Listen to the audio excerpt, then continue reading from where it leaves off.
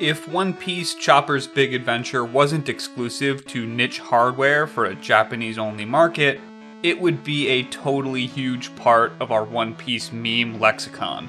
Because if you thought that One Piece was a great series and it just needed a little less mouths and a little more snouts, or a little less flesh and a little more fur, then the vastly increased anthropomorphism brought about by Choppa no Daiboken is sure to excite you. There is barely any info about this game online.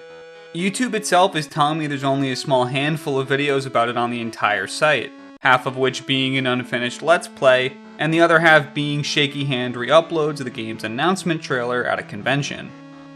One Piece fans should know about this, and that is an injustice I am happy to correct. Not because it's good, but because it's ridiculous. In this 2003 JRPG, our heroes land on a newly discovered island and decide to camp up within a small town. After getting a good night's rest, they awaken to a furrier visage in the mirror.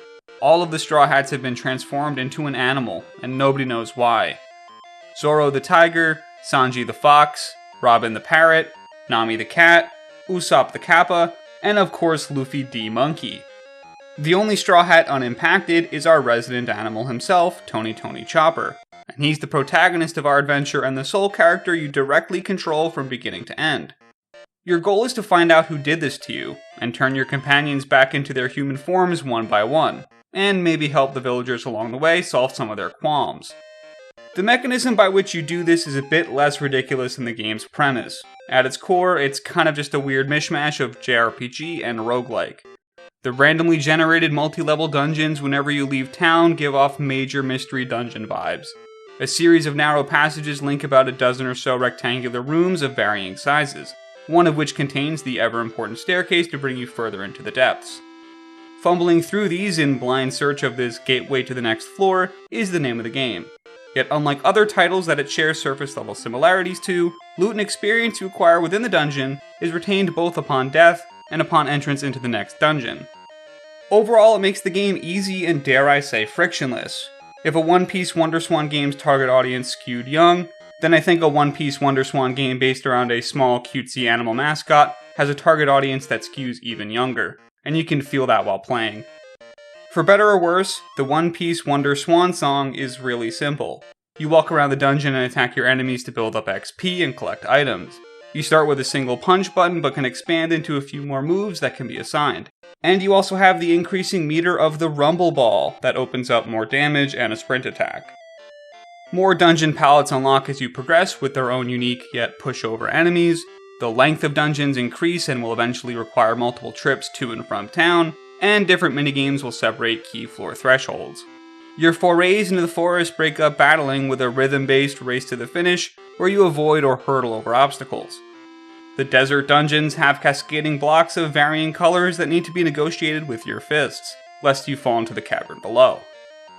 Rumbles in the rocky dungeon are split up by games of Minesweeper, where you identify which blocks can blow based on their adjacency to other numbered blocks. The only major addition that comes to the core formula is the fact that as you progress to different intervals of the story, you can take different Straw Hats into the dungeon, in their furry forms or otherwise depending on whether or not they've been cured. You even have a bit of agency in the order in which you cure some of them, based on who you choose to give the curative plant to first. They have their own unique animations, but I found that I was usually killing my opponents quicker than my sidekicks could contribute, and any differences in what each Straw Hat brought to the table isn't something that ever mattered to me. And that's even if I fought my opponents, because the largest surge in power I received, the most instrumental tool in my arsenal, wasn't something that I unlocked, but something that I realized. Chopper is kinda fast. At any point, you can just get on all fours and blitz past any obstacles. Enemies don't spawn in the narrow hallways, so it's rare that you'll ever be forced to kill a fodder enemy to climb to the next floor. Though abuse this technique too much, and you'll deprive yourself of the ever-important experience that enemies can provide. But emphasis on the gameplay loop feels misplaced, because do you really think that was anywhere on Bandai's mind when they were making this trailer? Of course not. Chopper's Big Adventure's big contribution to the world is the ability for us to say, oh my god, Luffy is a monkey, and equally objective statements like, Tiger Zoro is cool. They definitely executed from a character design perspective. Parrot Robin is serious, Fox Sanji is calm and collected, Monkey Luffy is adventurous and carefree, Cat Nami is smart and bossy, Kappa Usopp is a little weird and cowardly, and Tiger Zoro is definitely cool. Chopper's naivete is the right lens through which to view whatever it is that's going on with this island, and how much is unchanged with his peers despite their unmissable transformations.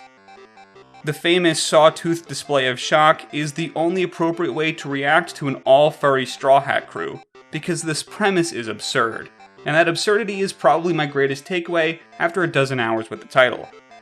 Because the only thing more absurd than One Piece Chopper's Big Adventure is playing it in 2022.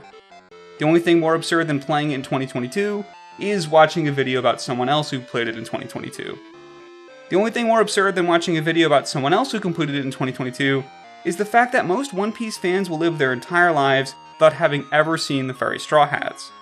I mean, come on, just look at them. Here's the clip of Tiger Zoro doing the slash attack again. That's all there is to the game, and my first impressions aren't all that far off my final ones. So embrace the absurdism, enjoy the weirdness. Reap the benefits of the ridiculousness, and laugh at the comical. Chopper's Big Adventure may have gameplay that only goes fur deep, but if all I can think about post-playthrough is its absurdity, maybe it's got One Piece's spirit where it counts.